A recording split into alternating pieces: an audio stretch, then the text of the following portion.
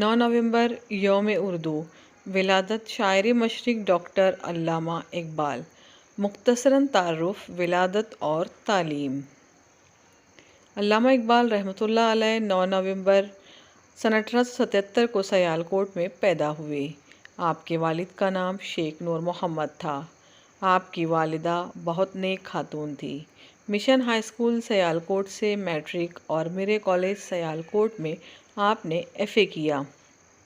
آپ کو سیالکوٹ میں شمس العلماء میر حسن جیسے استاد میسر آئے، جن کے فیضان نظر سے آپ میں عربی، فارسی اور اسلامی ادب سیکھنے کا ذوق و شوق پیدا ہوا۔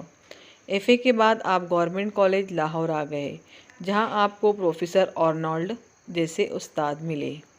ایم اے فلسفہ کرنے کے بعد آپ نے کچھ عرصہ اورینٹل کالج اور گورنمنٹ کالج میں تدریس کے فرائض انجام دیے۔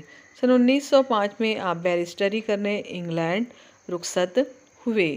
اسی دوران آپ نے میونخ یونیورسٹی جرمنی سے پی ایچ ڈی کی ڈگری حاصل کی۔ Thanks for watching.